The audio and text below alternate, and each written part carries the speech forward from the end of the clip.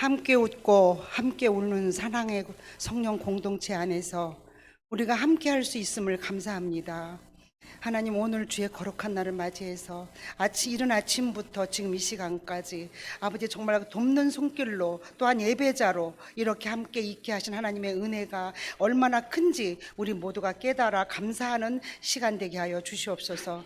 하나님, 이 시간 하나님 예배를 통하여서 하나님을 만나는 시간이 되게 하시고, 하나님 우리의 생각을 다 내려놓고 하나님의 관점으로 우리가 그렇게 변화되는 시간 되게 하여 주십시오. 우리의 삶이 그렇게 변화되게 하시고 우리의 삶이 하나님 중심으로 돌아가게 하여 주시옵소서. 시민재단을 기억하시고 이곳을 60년 동안 하나님 지키셨사오니 이제 아버지 주님 오시는 그날까지도 믿음을 지키며 아버지 우리 예수 그리스도의 아버지 그 사랑의 그 빛으로 아버지 주변을 밝히는 시민재단이 될 수 있도록 우리 모든 시민교회 성도님들을 기름 부어 주시고 늘 은혜로 충만케 하여 주시옵소서. 시민재단의 모든 가정들을 기억하셔서 그 가정이 주님의 은혜로 화평하게 하시고 주님의 평안한 가운데 하나님을 찬송하는 가정들이 될 수 있도록 또한 은혜를 더하여 주시옵소서. 환우들을 기억하시고 또 우리의 또 아버지 정말 이 교회를 위해서 헌신하신 우리의 또 그 장로님들과 권사님들 그분들을 기억하셔서 영육 강건케 하시고 주님 앞으로 가는 그날까지 하나님의 은혜 안에서 기쁨을 누리며 생활하는 삶이 될 수 있도록 주님 은혜의 은혜를 더하여 주시옵소서. 시민재단의 아버지 키즈 어린이들부터 아버지 청소년과 아버지 청년들과 여성교와 남성교와 당회에 이르기까지 우리 모두가 한 마음이 되어서 각 기관마다 합당한 은혜로 부흥케 하여 주시옵소서. 합당한 은혜로 우리에게 맡긴 사명들을 잘 감당해내는 각 기관이 되게 하여 주시옵소서. 하나님, 우리가 그리하여서 이제 아버지 2023년도 아버지 새롭게 시작하는 마음으로 이제 하나님의 관점에서 하나님의 마음을 아는 자들로 살아가게 하여 주시옵소서. 아멘. 이 시간 하나님의 마음을 아는 자라는 말씀으로 말씀 선포하시는 우리의 전도사님 아버지 기름 부으시고 아멘. 아버지 저 성령님 더 뜨겁게 임재하셔서 그 입술을 통하여서 우리에게 선포되는 모든 말씀이 우리의 삶에 아버지 정말 살아가는 지표가 되고 우리의 삶에 살아가는 원동력이 되게 하여 주시옵소서. 아버지 이제 대림절을 또 셋째 주 지나고 있습니다. 우리의 몸과 마음이 정결케 하시고 아버지 기도하는 마음으로 기쁜 마음으로 다시 오실 주님과 또 아기 예수님 탄생을 기다리는 우리 모든 시민교회 성도들 되게 하여 주시옵소서. 아멘. 이제 마지막 때에 깨어 기도하는 우리가 되게 하시고 하나님 좀 더 자자 좀 더 눕지 않은 우리 게으른 종들 되지 않게 하여 주시옵소서. 이제 우리가 아버지 정말 코로나로 인하여 아버지 침체되어 있던 모든 것들을 아버지 흔들어 깨워 주시옵소서. 그리하여서 기도로 나라를 살리고 저 열방까지 또 북한 선교까지도 해낼 수 있는 시민재단이 될 수 있도록 주님 도와주시옵소서. 아버지 우리와 함께 하시며 2022년처럼 2023년도 아버지와 함께 동행하시며 모두 승리하는 우리 시민재단의 모든 성도들 되게 하실 줄 믿습니다. 감사하며 예수님의 이름으로 기도했습니다. 아멘. 네, 오늘 우리에게 주시는 말씀은 룻기 4장 1절에서 6절까지의 말씀입니다. 6절까지 말씀인데 한 절씩 제가 한 절 읽고 같이 한 절 읽고 교독하도록 하겠습니다. 보아스가 성문으로 올라가서 거기 앉아 있더니 마침 보아스가 말하던 기업 물을 자가 지나가는지라. 보아스가 그에게 이르되 아무개여 이리로 와서 앉으라 하니 그가 와서 앉으매 보아스가 그 성읍 장로 10명을 청하여 이르되 당신들은 여기 앉으라 하니 그들이 앉으매 보아스가 그 기업 물을 자에게 이르되 모압 지방에서 돌아온 나오미가 우리 형제 엘리멜렉의 소유지를 팔려 함으로 내가 여기 앉은 이들과 내 백성이 장로들 앞에서 그것을 사라고 내게 말하여 알게 하려 하였노라. 만일 내가 물으려면 물으려니와 만일 내가 물으지 아니하려거든 내게 고하여 알게 하라.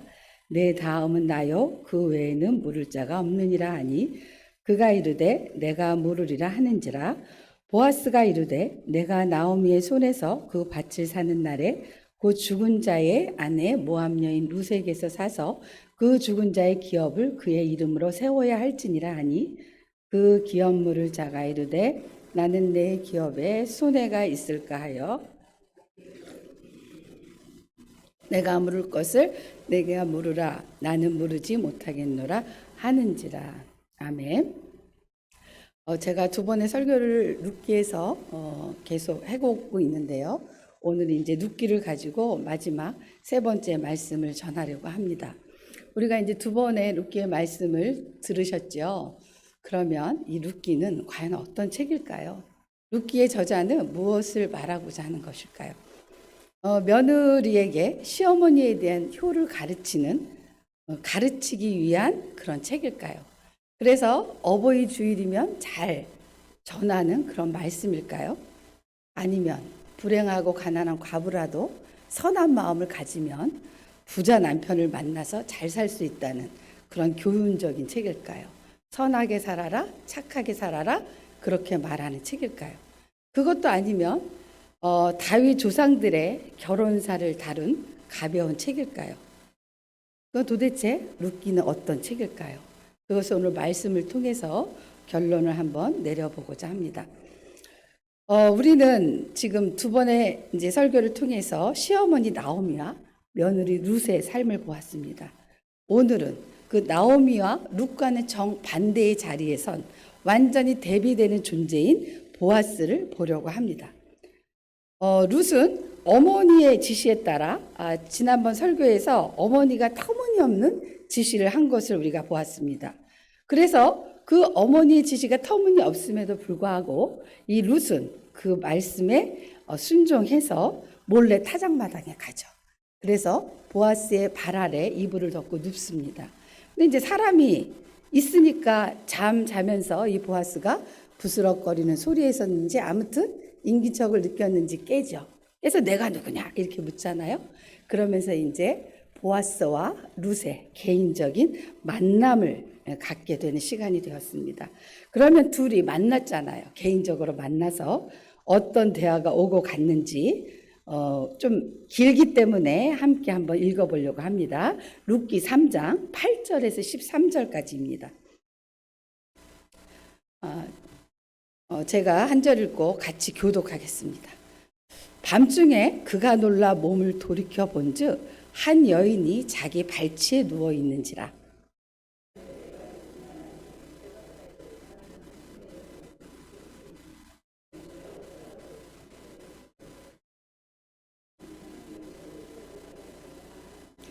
그가 이르되 내 딸아 여호와께서 내게 복 주시기를 원하노라.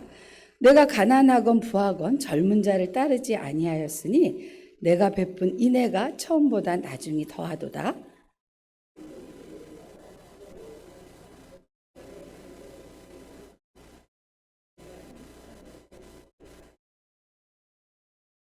참으로 나의 기업물을 자이나 참으로 나는 기업을 물을 자이나 기업물을 자로서 나보다 더 가까운 사람이 있으니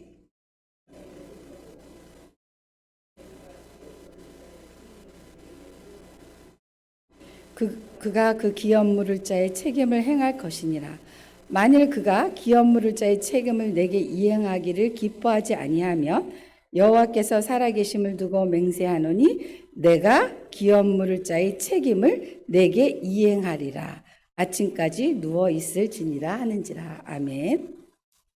너희가 누구냐 이렇게 물으니까 룻이 뭐라고 얘기해요? 당신의 옷자락으로 내가 당신의 여종이니 당신의 옷자락으로 나를 덮으라고 얘기하죠. 이거는 일종의 프로포즈죠. 그렇죠?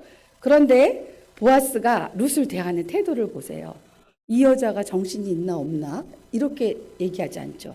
그리고 또 나이 든 남자 앞에 젊은 여자가 밤중에 와 있어요.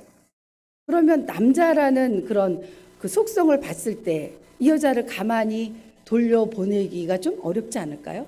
그런데 굉장히 점잖게 또 굉장히 따뜻하게 두려워하지 말아라. 너가 이 밤에 나에게 왔지만 너는 현숙한 여인이야. 이렇게 얘기하면서 룻을 편안하게 돌려보내는 거예요. 그러면서 아침까지 여기에 누워 있어라. 왜? 잘못 나갔다가 어떤 사람들에게 눈에 띄면 룻의 모습이 이상해지잖아요. 그렇기 때문에 이것저것을 생각하고 아주 지혜롭게 룻을 보내는 보아스를 볼 수 있습니다. 그리고 나서 이제 4장 오늘 말씀을 보면 보아스가 약속을 하잖아요. 룻하고 약속하죠. 내가 기업물을 자 이기는 하지만 나보다 먼저 우선순위인 기업물을 자가 있으니 순서를 밟아야 한다. 그렇게 약속을 하잖아요. 그가 안 밟을 때 내가 기업물을 자가 되겠다. 이렇게 약속을 합니다. 그리고 이제 보아스가 그 약속을 지키기 위해서 부지런히 쉬지 않고 움직이는 모습이 4장 1절부터 나오는 거예요. 보아스가 이제 가죠. 자기보다 먼저 기업물을 자를 만나러 성문 위로 올라갑니다. 자, 이 당시 성문이라는 것은 관공서가 다 모여 있는 곳이고 많은 사람이 모여서 거기에서 이루어지는 일이 굉장히 많아요. 거기서 재판도 이루어지고요. 그렇죠? 누군가를 만나서 뭔가를 해야 되는 것은 거의 그 성문을 위주로 해서 이루어진다는 거죠. 그래서 이제 성문에 오릅니다. 근데 그때 또 마침이 나와요. 이건 이제 하나님의 섭리죠. 마침 그 사람이 지나갔어요. 그래서 보아스는 그에게 얘기하죠. 모압 지방에서 돌아온 나오미가 우리 형제가 중요하죠. 우리 형제 엘리멜렉의 소유지를 팔려고 하니 네가 어떻게 하겠느냐 묻습니다. 그러자 내가 모르겠습니다 라고 하죠. 그러더니 보아스가 이제 모르겠다고 하니까 이제 부연 설명을 또 하는 거예요. 그러니까 그 말을 듣더니 갑자기 태도가 변합니다. 나 모르지 못하겠습니다. 왜? 자신의 기업에 손해가 있을까? 모르지 못하겠다는 것입니다. 그럼 이 사람의 마음을 순식간에 바꾼 그 손해는 과연 어떤 것일까요? 그 손해가 도대체 무엇이길래 이 사람의 마음에 순식간에 뒤집어졌을까요? 그런데 또 웃긴 것은, 웃긴 게 아니죠. 엄청난 것은 보아스는 도대체 어떤 사람이길래 손해를 무릅쓰고 기업물을 자가 되겠다고 하는 걸까요? 우리 현대인들은 자신의 사생활을 다른 사람에게 드러나는 것을 꺼려합니다. 사생활의 영역 속에는 신앙생활도 들어가 있습니다. 기독교인임에도 불구하고 직장생활을 하면서 자신이 하나님을 믿는 신앙인이라는 말을 하지 않습니다. 왜일까요? 손해를 보기 싫어서가 아닐까요? 직장에서 생활하면서 일어날 수 있는 작은 손해나 희생의 타겟이 될까 봐일 것입니다. 조금도 손해보고 싶지 않은 것이죠. 그런데 왜 세상은 다양한 신앙 가운데도 유독 기독교 신앙인에게 거는 기대가 더 큰 것일까요? 왜 기독교인에게는 희생을 요구하고 손해를 요구하는 것일까요? 그것도 우리가 한번 생각해 봐야 할 문제 같습니다. 오늘 성경에는 보아스보다 먼저 기업물을 사람의 이름이 등장하지 않아요. 뭐라고 나오냐면 아무개라고 부릅니다. 그만큼 중요하지 않다는 거죠. 아무개가 성읍장로 10명 앞에서 보아스로부터 기업물을 일에 대해서 듣습니다. 흔쾌히 물으겠다고 합니다. 그렇게 흔쾌히 물으겠다고 한 이유는 나오미의 기업만 물으게 되면 자기에게 분명히 유익이 돌아오기 때문입니다. 왜냐하면 이스라엘 사회에서는 어떤 사람이 다른 사람에게 땅을 팔아도 희년이 되면 다시 돌려받습니다. 찾을 수 있는 거예요. 그러나 어떤 사람이 상속자가 없는 친족의 땅을 물으게 되면, 상속자가 없는, 자식이 없는 사람의 땅을 물으게 되면 희년이 돼도 돌려주는 것이 아니라 영원히 그 물은 자에게 속하게 되는 것입니다. 그래서 물은 자는 그의 기업을 확장시킬 수 있는 거예요. 그 땅을 자기의 소유로 자기의 재산을 늘릴 수 있는 것입니다. 그런데 이제 아무개가 재빨리 마음을 바꾼 것은 그 5절의 내용 때문입니다. 함께 4장 5절을 같이 읽겠습니다. 보아스가 이르되 내가 나오미의 손에서 그 밭을 사는 날에 곧 죽은 자의 아내 모압 여인 룻에게서 사서 그 죽은 자의 기업을 그의 이름으로 세워야 할지니라 하니. 그러니까 아무개는 급하게 늙은 나오미만 생각했지 미처 룻을 생각하지 못했습니다. 나오미는 나이가 들어서 애를 낳을 수 없는 여자죠. 그런데 룻은 아니잖아요. 젊은 여자죠. 룻과 결혼해서 아들을 낳게 되면 그 물은 그 땅이 룻을 통해 난 그 아들에게 상속이 돼서 엘리멜렉 가문의 이름을 잇게 되는 거예요. 엘리멜렉 가문의 땅이 된다는 거예요. 그래서 자신에게 유익은커녕 그 땅에 무른다는 것은 자기의 재물을, 물질을 부어야 되는 거예요. 대가를 치러야 되는 거거든요. 무른다는 것은. 근데 유익은커녕 손해만 돌아오게 될 것이라고 순간적으로 판단했기 때문인 거예요. 그러니까 이 아무개는 계산이 굉장히 빠른 사람이죠. 그런 사람입니다. 그런데 보아스는 이런 아무개의 계산을 알면서도 이런 방구하지 않고 자신이 기업 물을 자가 되겠다고 합니다. 왜 너는 왜 그렇게 기업 물으겠다고 해놓고 금방 그렇게 바꾸느냐? 그렇게 손해보는 것이 그렇게 억울하냐? 뭐 이렇게 따진다든가 너의 그런 자세는 옳지 못하다라든지 뭐 이렇게 한마디 하지 않고 자기가 모르겠다고 하는 것입니다. 그렇다면 아무개는 굉장히 계산적이고 이기적인 사람이죠. 그렇다면 보아스는 어떤 사람일까요? 보아스가 어떤 사람인지는 이 자리에서 다 얘기하기에는 너무 길고요. 이미 여러분들이 말씀을 읽어보셨을 것 같고 아마 아실 것입니다. 그가 자신의 일꾼들이나 모압 여인 룻을 대하는 태도를 보면 알 수가 있습니다. 굉장히 인격적인 사람입니다. 자신보다 더 다른 사람을, 타인을 더 이해하고 배려하는 인격적인 사람인 것입니다. 또한 하나님의 마음을 가진 영의 사람이죠. 그래서인지 룻의 마음을 정확히 읽었습니다. 이삭을 줍는 밭에서 룻을 향한 부정적인 소문이 무성했음에도 불구하고 보아스는 룻에게 말합니다. 2장 11절입니다. 제가 읽겠습니다. 내 남편이 죽은 후로 내가 시어머니에게 행한 모든 것과 이게 한 가지죠. 그 다음에 내 부모와 고국을 떠나 전에 알지 못하던 백성에게로 온 일이 내게 분명히 알려졌느니라. 이게 무슨 뜻이냐면 보아스는 룻이 나오미를 얼마나 잘 섬겼는지를 알고 있다는 것입니다. 네가 시어머니를 얼마나 극진한 마음으로 순수한 마음으로 봉양하고 있는지를 알고 있다는 거예요. 뿐만 아니라 부모와 고향을 떠나 이 여인은 모압 여인이죠. 고향이 거기잖아요. 부모와 고향을 떠나, 이 떠나라는 게 중요하죠. 전에 알지 못하던 백성에게로 온 것, 이 유대 땅 베들레헴으로 온 것은 대단한 믿음이라는 것을 자기는 알고 있다는 거예요. 보아스는 룻이 하나님을 향해 떠나왔음을 알고 있어요. 그냥 온 게 아니에요. 하나님을 향해 온 거예요. 우리가 항상 무엇을 바라보고 가느냐, 방향성은 굉장히 중요합니다. 그런데 룻이 보아스가 볼 때에 룻은 하나님을 향해 왔다는 거예요. 그리고 잠시 그냥 고향을 떠났다 다시 돌아가는 것이 아니라 완전히 떠나서 다시는 돌아가지 않겠다는 의미에서 떠나왔음임도 알고 있다는 거예요. 룻이 온 것이 그렇게 대단한 거라는 거죠. 자, 왜 보아스가 이렇게 생각하냐면 보아스는 믿음의 조상 아브라함을 기억합니다. 자, 창세기 12장 1절을 같이 읽겠습니다. 여호와께서 아브라함에게 이르시되 너는 너희 고향과 친척과 아버지의 집을 떠나 내가 내게 보여줄 땅으로 가라. 여기서 아브라함은 어디로 가야 할지 모르는 상태에서 그저 하나님의 말씀을 따라가는 겁니다. 하나님의 내비가 없어요. 하나님의 말씀이 내비게이션인 거죠. 뭐로 가는 건가요? 믿음으로 가는 거죠.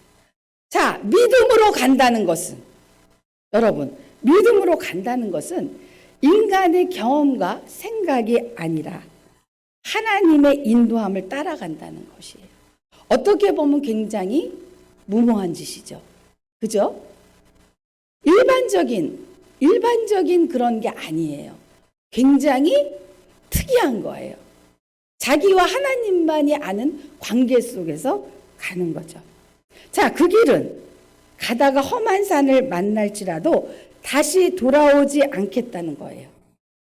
내가 험한 산을 만나면 그냥 가다가 못 가면 다시 돌아가지 뭐 이런 태도로 갈 수 없는 것이라는 거예요. 왜냐하면 하나님을 보이지 않는 하나님을 쫓아가야 하기 때문입니다. 보이는 것은 쉬워요. 보이지 않는 것이 어려운 것이죠. 아브라함이 그렇게 갔고 아브라함이 간 것으로 끝나는 것이 아니라 앞으로 모든 믿음의 사람이 가야 하는 길입니다. 저와 여러분이 가고 있는 길이기도 한 거죠. 그런데 놀랍게 모압 여인 룻이 떠난 거예요. 유대 여인 룻이 아니에요. 모압 여인 룻이 떠난 것입니다. 그걸 보아스는 안다는 거예요. 그걸 안다는 거예요. 보아스는 룻을 단순히 시어머니 봉양 잘하는 며느리, 과부 그렇게 본 게 아니에요. 보아스는 룻의 신앙과 그가 하나님 안에 온 것을 알고 있는 거예요. 그가 그냥 온 게 아니라 하나님 안에 온 거예요. 하나님 안으로 온 거예요. 하나님 밖에 있는 모압에서 하나님 안으로 들어간 거예요. 적극적으로. 굉장히 저돌적으로 들어갔다는 거죠. 그 저돌적인 들어감이 우리에게도 필요한 거죠. 그냥 바깥에서 교회만 왔다 갔다 하는 거 안 되는 거예요. 룻처럼 저돌적으로 강력하게 하나님 안으로 들어가는 그런 믿음이 필요하다는 거죠. 그 믿음이 룻에게는 있다는 거예요. 네, 보아스는 그렇게 룻의 신앙과 하나님 안에 온 룻을 굉장한 여인으로 칭찬하고 있는 겁니다. 그래서 이렇게 말을 해요. 2장 12절을 같이 읽겠습니다. 여호와께서 내가 행한 일에 보답하기를 원하며 이스라엘의 하나님 여호와께서 그의 날개 아래 보호를 받으러 온 내게 온전한 상 주시기를 원하노라 하는지라. 자, 여호와께서 그 날개 아래, 우리가 하나님의 날개 아래 거하기 원하잖아요. 우리가 하나님의 날개 아래 있을 때 얼마나 평안해요? 근심 걱정이 사라지잖아요. 룻이 그 날개 아래 거하기 위해서 왔다는 거예요. 그런 내게 하나님이 상 주시기를 나는 원한다. 이게 보아스가 룻을 바라보는 진실한 마음이에요. 그 여인을 향한 진실한 마음인 거예요. 이것은 사실 보아스가 룻이 갖고 있는 신앙의 본집을 이렇게 딱 끄집어서 낸 거예요. 네 마음이 이런 거지. 너희 신앙이 이런 거잖아. 그 마음 내가 알아. 그렇게 얘기하는 거지요. 룻은 이스라엘 백성이 아니라 이스라엘 하나님 아래 보호받기 위해 온 겁니다. 어머니의 하나님이 나의 하나님이 된 것입니다. 부모의 하나님이 자식의 하나님으로 그냥 되는 거 아니에요. 나는 믿음이 좋은데 내 자식은 나 같지 않잖아요. 가슴 아프시죠? 가슴 안 아프신 분도 있고 내 자식을 생각하면 가슴 아픈 분도 계실 거예요. 그런데 이 룻은 그 시어머니, 친정엄마도 아니에요. 시어머니의 하나님이 나의 하나님이 된 거예요.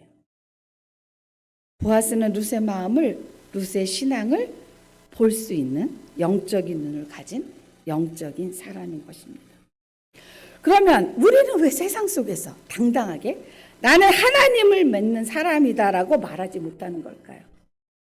왜 쭈삣쭈삣 나를 알지 못하는 사람에게 나는 하나님 믿는 사람이라고 당당하게 내놓지 못하는 건가요? 아무개가 당당하게 내가 룻의 기업을 무르겠다고 말하지 못한 것과 같은 맥락일 것입니다. 내 것을 나 아닌 다른 사람을 위해 조금 더 손해보고 싶지 않은 것이죠. 그런데 보아스는 기업물을 자가 되었습니다. 그는 자신의 물질과 이름을 희생했습니다. 그는 나오미와 룻의 봉양자이자 보호자이며 공급자이자 구속자가 된 것입니다. 이쯤에서 우리가 반드시 알아야 할 것은 보아스는 단지 한 가족을 위한 기업물을 자지만 우리 예수님은 온 인류의 기업물을 자로 이 땅에 오셨다는 것입니다. 우리 지금 대림절을 보내고 있잖아요. 우리 예수님이 왜 오셨냐? 우리의 기업을 무르기 위해 오셨다는 거죠. 우리의 죄값을 속량하기 위해서, 대신 갚아주기 위해서, 그게 기업물을 짠 거예요. 예수님이 오셨다는 것이에요. 그래서 보아스는 다윗의 증조부죠. 예수 그리스도의 예표인 것입니다. 보아스를 통로로 끊어질 예수의 계보가 이어졌어요. 그러면서 보아스는 예수님을 대신해서 먼저 보여주는 거라는 거죠. 자, 세상은 하나님을 아버지라 부르는 사람을 그리스도인이라, 크리스찬이라고 부릅니다. 이렇게 불리는 우리에게 하나님은 무엇을 요구하실까요? 세상이 놀랄 만한 대단한 일을 하길 바라실까요? 예수님처럼 십자가에 못 박히는 엄청난 희생을 기대하실까요? 아니에요. 아니죠. 보아스 같은 마음 갖기를 원하십니다. 하나님의 날개 아래 와서 애쓰고 있는 룻의 마음을 읽을 수 있는 하나님의 마음을 가진 자, 세상의 옳고 그름을 넘어서서 주님의 마음을 갖고 남을 위로하고 세워줄 수 있는 자, 하나님의 사랑이 전달되는 통로가 될 수 있는 자, 이런 자가 되기를 하나님은 우리에게 원하고 계신다는 거죠. 오늘 말씀의 제목을 하나님의 마음을 아는 자라고 지었습니다. 제가 이 제목을 짓기까지 제목을 3번을 고쳤는데, 하나님은 보아스에게 힘과 능력을 주셨어요. 유력한 자로 만들어 주셨죠. 왜일까요? 왜 힘과 능력을 줬을까요? 왜 그런 재력가가 됐게 했을까요? 그런 마음을 가진 자가 됐을까요? 하나님의 마음을 갖고 하나님의 마음을 이렇게 흘려보내라는 거예요. 넘쳐나게 흘려보내라는 거예요. 흘려보내야 되는 거예요. 말씀도 흘려보내고 사랑도 흘려보내고 흘려보내는 자라가 되는 거죠. 누군가에게 힘이 되라고 그런 것들을 주셨다는 거죠. 우리가 이제 다 갈 거죠. 다음에 천국 갔을 때 하나님 앞에서 이런 말 해줄 사람이 한 사람 좀 있었으면 좋지 않을까 싶어요. 저 사람 만났더니 내가 하나님께 은혜를 입었다. 하나님, 제가 저 사람 만나서 하나님께 은혜를 입었어요. 이렇게. 저 사람에게 은혜를 입은 것이 아니라 하나님을 아는 저 사람에게서 내가 은혜를 입었다. 하나님, 제가 하나님을 아는 저 사람 때문에 제가 이렇게 은혜를 입고 하나님 앞에 왔어요. 이렇게 얘기할 사람 한 사람쯤 있어야 되지 않을까요? 그렇게 얘기할 사람은 어떤 사람일까요? 내가 흘려보내서 사랑을 흘려보내고 내 물질을 흘려보내고 내 수고를 흘려보내서 그 은혜를 받고 하나님을 믿은 자겠죠. 그렇죠? 그런 자가 하나님 앞에서 나를 그렇게 세워줄 수 있게 되는 거예요. 내가 지금은 그 사람을 세울지라도 나중에 끝날에는 하나님 심판대 앞에서 나를 세워줄 사람을 만들어야 된다. 예수님 같이 모든 인류를 위해 하라는 것이 아니에요. 룻과 같이 가까이에 붙여진 자가 있다는 것입니다. 보아스가 모든 과부에게 그러지 않았어요. 룻과 같이 자기에게 붙여진 자가 있는 것입니다. 우리는 그 붙여진 자에게 보아스의 마음을 가져야 합니다. 하나님의 마음을 아는 보아스의 넉넉함을 배워야 합니다. 해가 지나 나이가 들어가면 들어올수록 자기의 고집과 아집만 단단해지면 안 되죠. 강해지면 안 되죠. 뭐가 강해져야 돼요? 하나님의 마음을 나누는 통로가 되는 싸움을 우리는 해야 한다는 거예요. 그냥 고집스럽게 자식과 부모와 싸우지 말고, 그죠? 뭐와 싸워야 돼요? 뭐와? 하나님의 마음을 나누는 통로가 내가 되고 있는가 아닌가, 그것을 놓고 나와 처절하게 싸워야 된다는 것입니다. 하나님이 주시는 힘과 능력은 각자 달라요. 나는 보아스처럼 재력이 없는데, 이거 걱정하시지 않으셔도 됩니다. 돈이 많은 사람은 돈으로 할 수 있죠. 하지만 돈이 다가 아니에요. 돈보다도 따뜻한 말 한마디가 그 사람을 살릴 수 있습니다. 따뜻하게 그 사람의 아픈 마음을 어루만지는 그 피 묻은 손이 능력이 될 수 있는 거라는 거죠. 룻과 나오미가 엄청나게 대단해서, 룻은 대단할지도 모르겠어요. 하지만 엄청나게 원망하고 그랬던 나오미와 룻에게 하나님이 보아스를 붙였잖아요. 그렇죠? 근데 우리가 나오미보다 못한가요? 그죠? 자, 우리는 연약해요. 인간은 연약하죠. 한계가 있어요. 그래서 완벽하게 하나님의 뜻을 이루지 못해요. 하지만 나오미와 룻에게 붙여진 보아스가 있듯이 우리에게 예수님이 계십니다. 우리 그 예수님이 2000년 전 이 땅에 오셨잖아요. 그리고 가시면서 뭐라 그랬어요? 내가 다시 올게. 기다려. 어떻게 기다리라고요? 하나님의 마음을 아는 자로 하나님의 사랑을 흘려 보내면서 나를 기다려. 그렇게 말씀하시는 거죠. 룻기는 이렇게 놀라운 구속의 은혜를 품고 있는 은혜의 책입니다. 효도를 강요하는 책이 절대 아니에요. 선하게 살아라 말하는 책이 아니에요. 예수 그리스도의 구속의 은혜를 보아스를 통해서 나타내고 있는 그런 구속의 책입니다.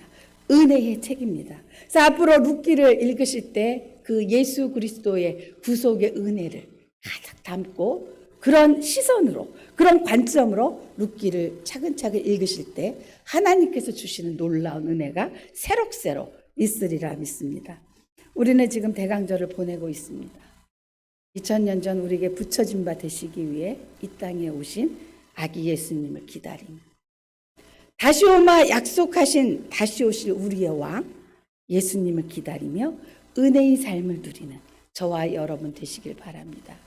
마음껏 흘려보내시는, 마음껏 하나님의 마음을 전달하시는 전달자, 하나님의 마음의 통로 되시는 우리 시민교회 모든 권속들 되시길 바랍니다. 기도하시겠습니다. 하나님 아버지 감사합니다. 우리는 너무 연약하고 너무 부족합니다. 그런데 우리 하나님 우리를 사랑하셔서 우리 예수님을 우리에게 붙여주신 하나님 감사합니다. 우리가 연약할지라도 우리 예수 그리스도의 보혈의 피에 그 헌신과 희생으로 우리가 하나님을 아버지라 부를 수 있고 또 다시 오실 예수님을 기다릴 수 있습니다. 하나님, 우리가 그런 마음으로 이 세상을 살아가면서 예수 그리스도의 대리자로 하나님의 마음을 흘려보내는 하나님의 마음을 아는 자로 이 세상을 살게 하여 주옵소서. 그래야 해서 하나님 다시 오실 때 하나님 앞에서 하나님께 정말 잘했다 칭찬받을 수 있는 사랑하는 내 딸아 수고했다 고맙다 라고 하나님 안아주실 수 있는 그런 시간이 꼭 우리에게 있게 하여 주옵소서. 모든 것 주님께 감사하며 예수 그리스도의 이름으로 기도하옵나이다. 아멘. 교회 소식을 말씀드리겠습니다. 주보를 참조하시고요. 저는 이번 주 화요일부터 금요일까지 기도 주간을 갖습니다. 우리 교회와 성도님들을 위해서 또 내년 목회를 위해서 기도하려고 합니다. 우리 새가족 관영회가 이번 주 토요일 날 오후 5시에 교회에서 있습니다. 우리 새가족들이 잘 정착해서 또 우리 교회 일꾼들로 세워질 수 있도록 기도해 주시기 바랍니다. 공동의회가 다음 주일 2부 예배 후에 본당에서 있습니다. 안건은 2022년 결산안과 내년 예산안입니다. 성탄 전야 페스티벌 성탄 축하 발표회가 24일 오후 7시에 본당에서 있습니다. 주로 우리 교육부 부서들 또 각 기관에 사는데 함께 기도도 해주시고 또 코로나가 아직은 있지만 그래도 많이 완화됐으니까 또 오셔서 함께 예수님의 탄생을 축하하고 또 발표회를 통해서 하나님께 영광 돌릴 수 있길 바랍니다. 우리 앞에 계신 분들 또 옆에 계신 분들 함께 인사하겠습니다. 주의 말씀으로 승리하는 한 주간 되기를 바랍니다.